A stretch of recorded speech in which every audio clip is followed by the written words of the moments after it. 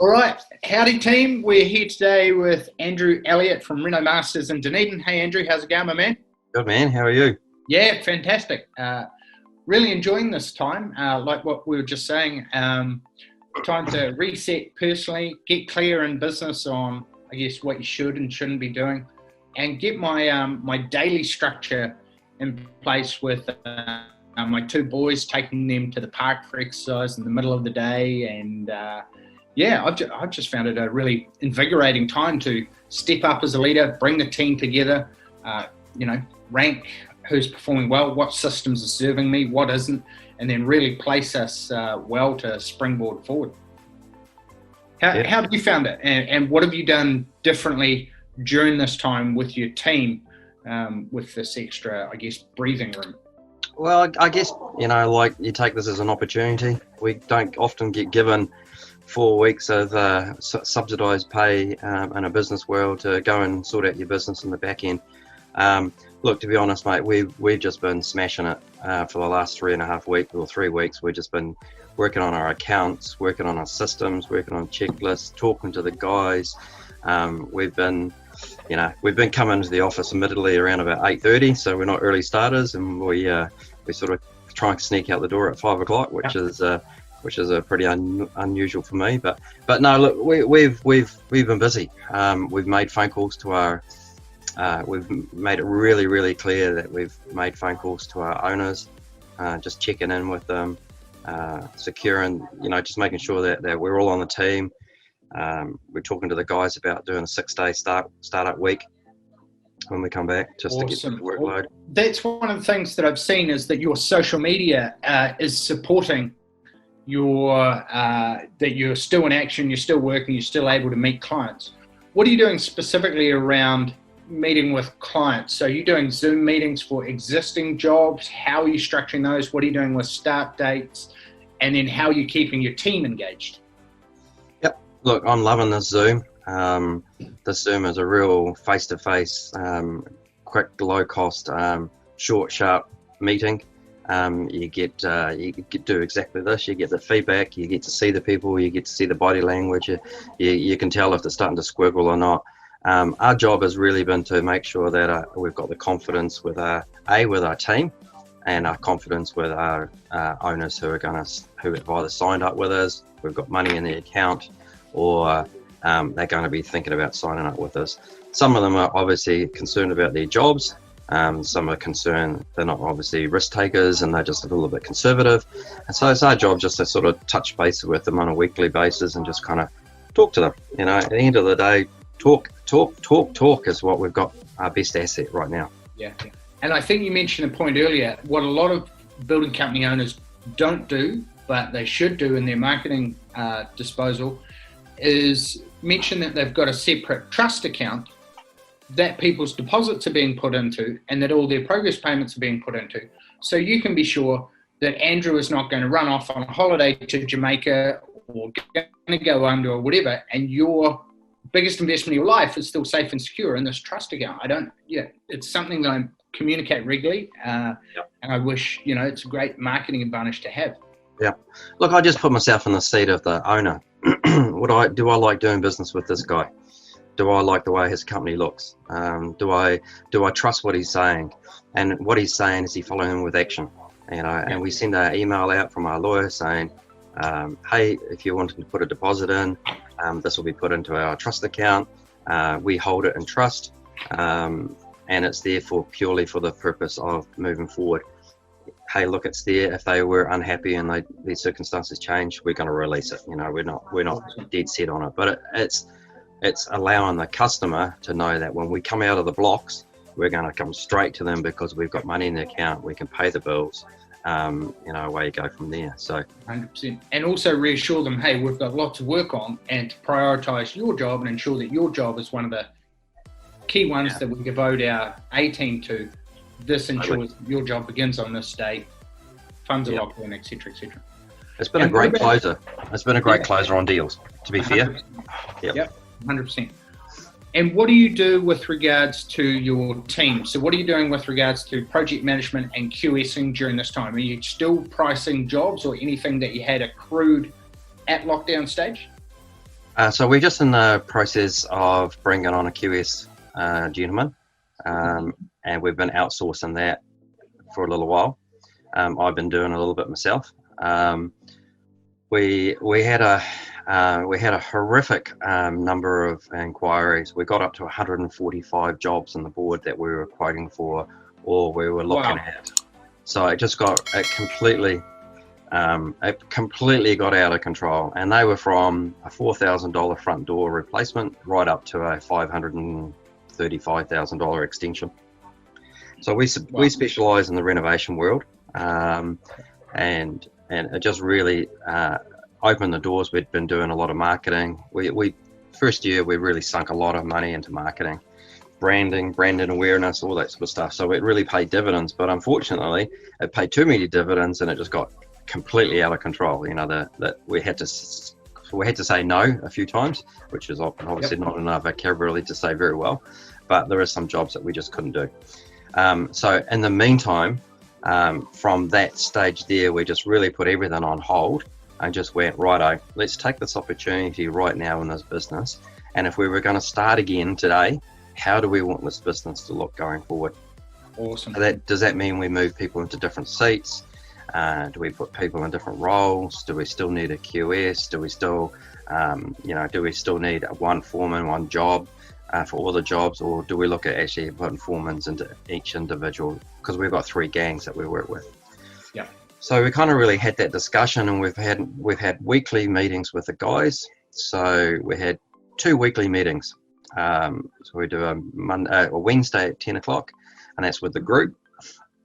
We all to get together, and hey, look, at the end, the first couple of meetings it's a bit hard to get the builder boys to communicate. There was a bit of grunting and a bit of going on, but about the 3rd or the 4th, they got the swing of it, and look, they're just bloody champions. To be honest, they're self-motivated, they're all good spirits, and they're making the most of the opportunity while they're working at home and doing some stuff. So we set this on tasks.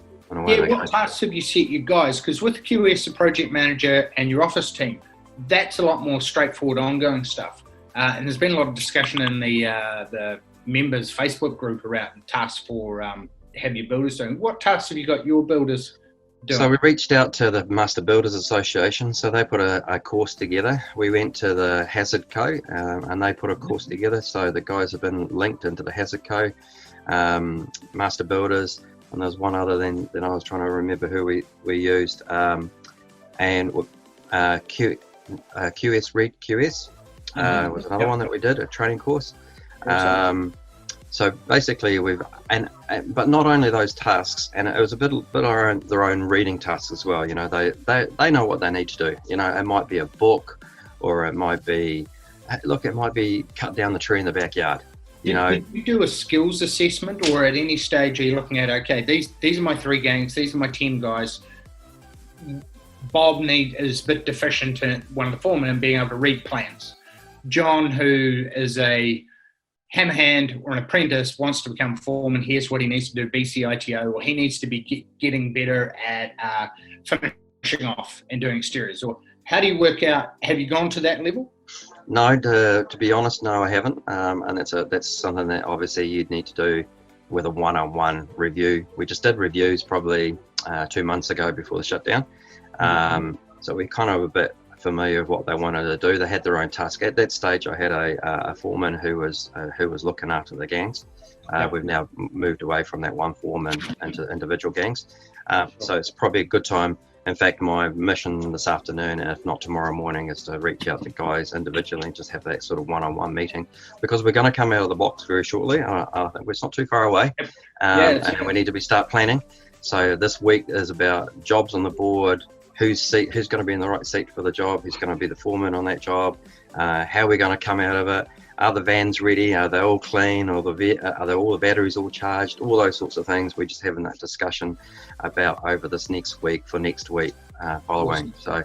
So, but to answer your question is no, I haven't had that one-on-one development discussion with the guys. I've really left that down to the local foreman at the time, but things have changed there. Mm-hmm. Yeah, cool, gotcha.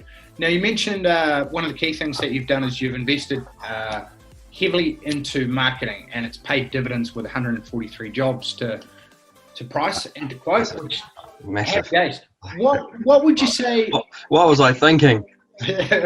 Who would have thought, right? Like, hurry up.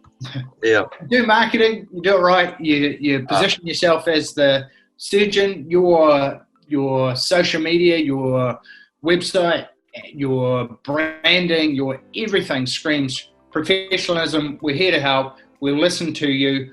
We have the systems to back up and say what we're going to do. What would you say has been the biggest game changer? I know there's all these parts of the jigsaw. What have been the top 3 marketing things that you've done that you feel have moved the business forward the most? Well, branding is number 1. Forget everything else. It's the McDonald's brand scenario.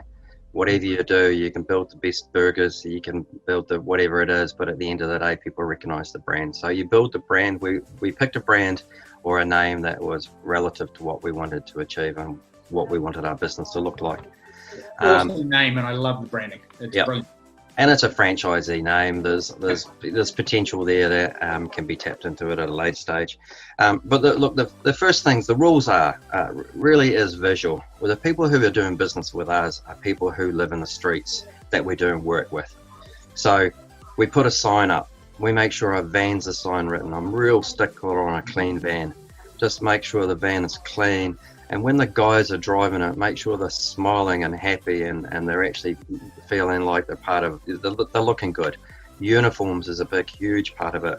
Give me a guy or a girl in a uniform and I can teach them to build, but I can't teach them to be smart and I can't teach them to be, look smart and all those sorts of things. Hire on attitude, train on skills. Correct, absolutely, great believer of it. Just kind of those things, and having a wife that sits behind me as well, who's very stickler to detail and is image conscious as well, just kind of reminds me that the guys have got a ripped set of pants or whatever it might be, and that's not the right look that you're trying to achieve, and to sort of chase them along and get them tidied up again. And putting a sign up, where your job is. We talked the other day about digital sign, GPS track, GPS geographic coding, I think it was, that for Facebook Inc. But it's the same old story. The person who's going to ring you is the person who drives past your sign. If you're doing a job, put a sign up. Make sure it's in a good spot. Make sure that you're proud of your sign and the guys see it when they turn up to work. It's their first chore that they get to do is to bang up a sign. How do you go about embedding this world-class in Dunedin into your team, and how do you live it, eat it, sleep it, breathe it every day with your team? What do you do that infuses that? Because that's one of the big things I see right through from your whole team is you have that world-class culture across everything. How do you bring that into your team, and how do you hold it? I just think I love it. I just love it. I love talking about it. I love the passion. And I just kind of, that's just when I walk on site. I mean, I'm so ecstatic when I go onto a building site and see what the guys have done, like they're just awesome people. And I just really get kind of excited about it. And I think that's really an important part. That's kind of my way of sort of encouraging them to do it. I don't have to remind them. I think it just kind of, once we've had that discussion and what the expectation is, what we want to achieve, and once they've been onto a site and they've come with me or they're with me and they go, mate, that's an awesome spot. Well done. Who picked that spot there to put the sign up? Man, high five to them. What a great spot. And so I kind of believe that is kind of, and then I think they just kind of follow that as well. I think, to be fair, they don't always do it. We have forgetful days. But that's How do you deal with that? Because I see you're like an A+ person at positive reinforcement, boosting morale, etc. What do you do when you see someone is down or they're not coming up to the standards? Or is it via visibility and reporting of numbers? Is it weekly things? Is it 360 peer reviews when people go, well, Bob always shows up late and he doesn't wear his, how do you deal with people that bad apple or someone who's not fulfilling the expectations? Well, I'd have to really be honest and say we don't have bad apples, so it makes my job a shitload better. I think the discussion prior to this is that you employ on attitude. You give me the right guy and they don't have that attitude. And to be fair, they work in a team, and if one guy's down, the other guy's there to prop them up. I'm not with them all day. I might only see them probably twice a week. I'll try and get around and do a site visit at least once a week, but sometimes I'll get back on twice a week. I do like to meet the clients on site with the builders, especially, you know, so that they can listen to the conversation that we're having with the client as well, which is quite it's a good reinforcer to the builders to understand the conversation we're having with the owners as well. Yep. And we just don't, look, to be honest, I don't have a bad apple. Is that only the foreman, or do you have everyone that's on that job at that meeting with the client? Everybody. Yep. Awesome. Yep. Yeah. So we have a huddle. That's a really good differentiator. It says we're all in this together. You're just as important, well, you know, as the foreman, and what you do matters. Absolutely. Yeah. Look, these guys who swing the hammers, I mean, they're the heroes. They're the ones who are doing the work. The foreman's riding around in his white pony, looking good and feeling good, and, you know, and buffing the silverware, really, isn't he? I mean, the guys who are doing the work, they're the heroes. Yeah. So the owner needs to understand, all those guys need to understand, and we develop. Our culture is about develop for the future. So we don't always want them to be swinging hammers. We want them to, and they'll just kind of figure themselves out, and they'll sort of creep up the ladder a wee bit. And some won't. Some will just go, hey, I'm quite happy to sit where I am, and that's totally respectable. Some people will get the opportunities and not for them, and we understand that. 100%. Now, when you came to us originally 15 months ago, you came from a different background to 95% of our other members. You were already successful businessmen. You've had multiple businesses. What were you looking to gain, or what were you hoping to get from joining the TPB community? And what was the catalyst for joining? Yep, you're right. So I came from a multiple background. I've come from a sales and marketing background, so I guess that's probably where I sort of jump into where I am now. I've run a few businesses. We've got a few businesses in the background, so and they've been property related businesses and such. I guess perfect scenario: marketing. Your brand was always in my inbox. It was always in my Facebook page. It was consistent. It was professional. And I thought, hey, look, you know, after 500 hits, I kind of think I'm getting the picture. You know, so I reached out. It was very well done. It was tested, measured, communicated, screened before I got to where we're talking now at this level. So it was about the culture of, let's figure it out. Let's bring them through to where we have a really solid conversation. And that really was probably the close. At the end of the day, I was already at that decision-making process anyway, so it was just icing on the cake. So that really kind of intrigued me. So I thought, well, look, no matter how good you are as a business person, you've always got to learn. So it doesn't matter how good a business person you are. I believe you always can learn from somebody greater than who we are.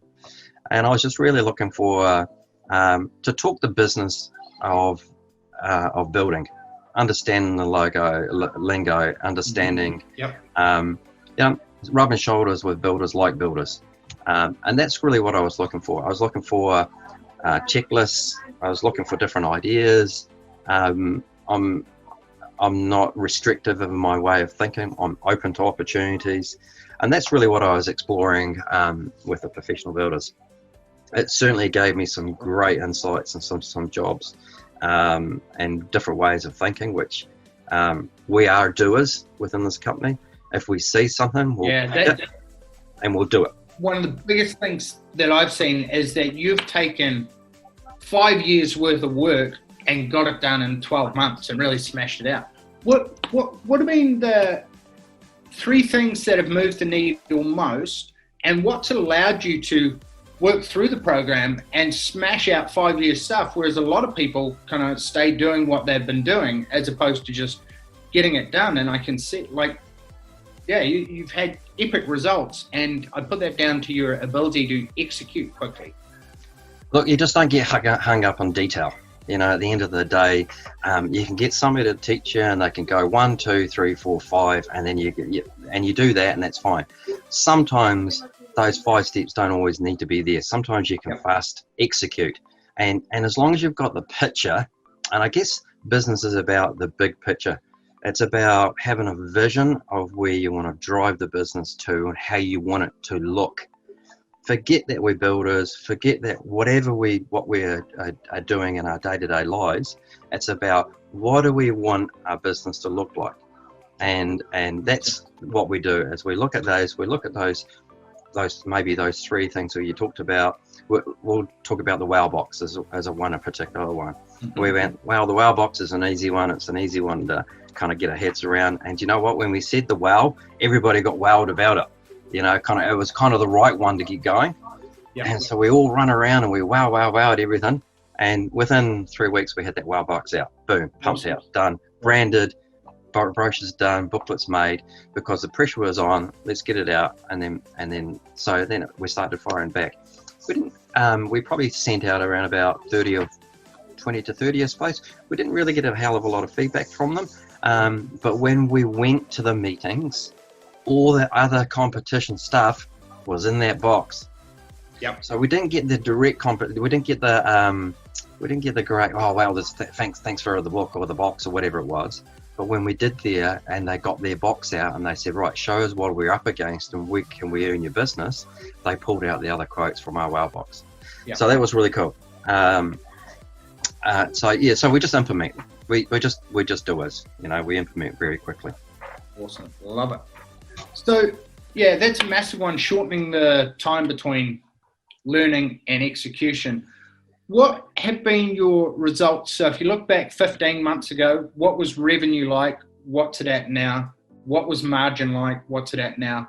And time's an interesting one, because we talk about time in terms of a lot of builders doing massive hours to begin with, and then getting a team and a structure in place, and the quality of time that's allowed them. Although I have a feeling with you, with time, you've always been very good at managing that. So if you're happy to share with us, what was revenue like, margin, and then time? Okay, so it's probably, if I took RenoMasters and started the business 2 years ago, say for example, it was me in a van driving around looking after some of my own rentals. So I went out to placemakers, I invested in all the new tools that I needed, bought myself a van, and said, this was it, this is me, I'm happy, I'm 50, my wife's giving me a bit of grief to get out there and do a bit of maintenance on our own rentals, and this is me. 50 though.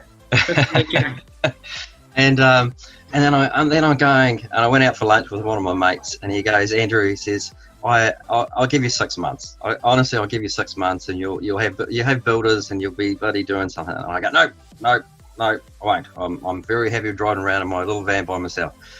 Well, 3 months later, I had 2 builders. We had a brand going, and we took off from there. So we've got 4 contractors. I've got 7 guys. We're running around we've got booked up jobs of just over 700,000 currently on the books. But my mission within the business was not, the building business is only a part of my big life scheme. Sure. So the numbers that we have achieved, we turned over 1.78 million this year. And the year before I did 56,000. So that was the growth. But in between there, what I have done is I've bought. So we came across a deal with a owner when we renovated. She lived in Boston. She fell off a push bike. She hurt herself. We were a quarter away through the project. I said to her, what do you want to do? You can't sell your house. I'll buy it off you. So I bought it, renovated it, put it into Airbnb, sold it to my shareholder group. And then we used the RenoMasters tools and skills and obviously cost value labor to be able to add value on our rental portfolios on our right side of our ledger. I was just going to talk about cash flow, one aspect. You've got the other aspect of asset portfolio developments happening as well. Carry on. Sorry, didn't mean. Yeah, no, you're right. So we really did suck a lot of our money out of the RenoMasters business, but the RenoMasters business is not my only business. I'd have to stress on that. So it is a vehicle for my other adventures, I suppose. And I'm into long time holds. So I have a 50-year plan in my head. So if I buy something today, it's a 50-year plan. It's about my succession plan, and it's just not for me. It's for the grandchild that's coming along. Awesome. So when we buy something, we develop it, we hold it, and that's how we've gathered our wealth over the period of time.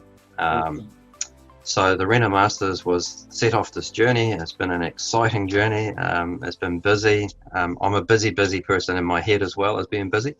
So this sort of excites me to get into this sort of groove. Yep. We did a good turnover. We predicted to do a better turnover this year coming. Even take 1 month out of the equation, we'll still crack it and smash it. Awesome. And so the numbers are very good until you start stripping everything out of it. That we've really, to be fair, we've carved out a lot of the profit out of the business to maximize this side. So they don't reflect. So I'm not a perfect numbers man. No, you're good. What you want.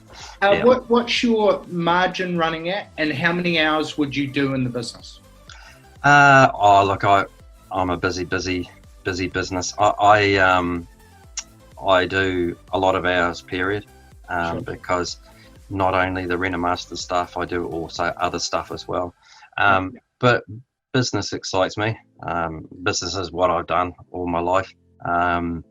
And I enjoy it, and while I enjoy it, I'll just continue doing it. I don't say I need to finish at 3 o'clock and go and pick the kids up. I don't have that. But what I do have is I have the opportunity to stop and start whenever I want. I might come to work at 6 o'clock in the morning one morning, or I might come to work at 9 o'clock the next morning, whatever it is. I do have that flexibility that I do what I want to do when I want to do it, if I feel right. Awesome. So that kind of works for me, and I just work when I need to work on a Sunday if I need to work on a Sunday. I'm into training, I'm into learning, watching training videos. Your training course is perfect for me at night or early morning. I'll smash out a couple of videos or quick courses before anybody got to the office. Awesome, I love it.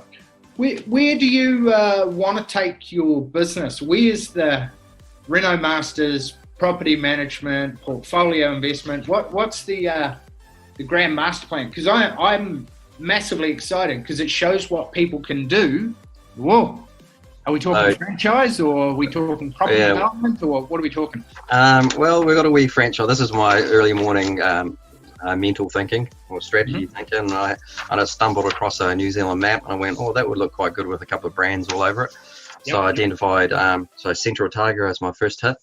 And so we've IP'd the brand.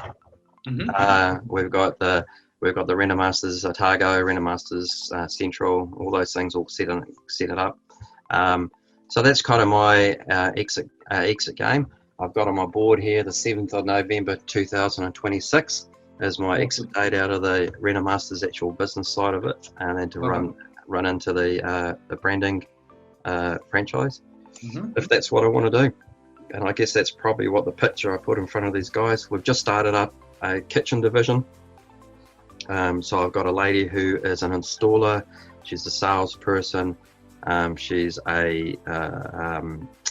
she's doing the pricing, and she'll manage that side of it. So RenoMasters kitchens, biggest renovations are kitchens, bathrooms, and extensions. If you own and control the kitchen, you own and control the deal.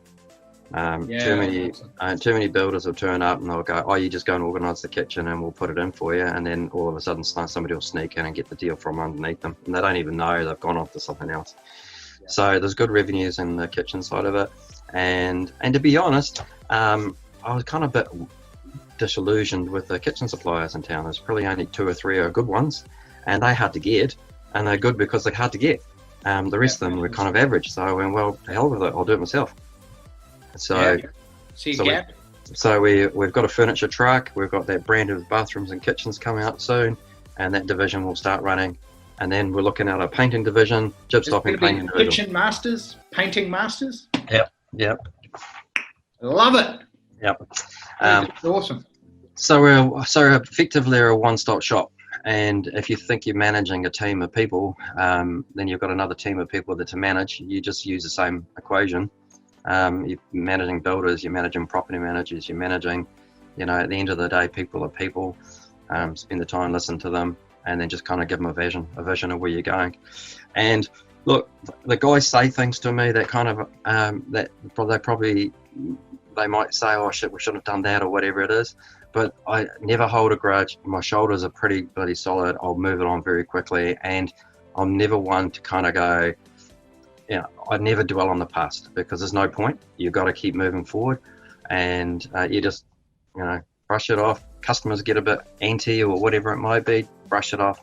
Their problem, not my problem. My problem is to help them get through the problem, and then just move it forward. Awesome.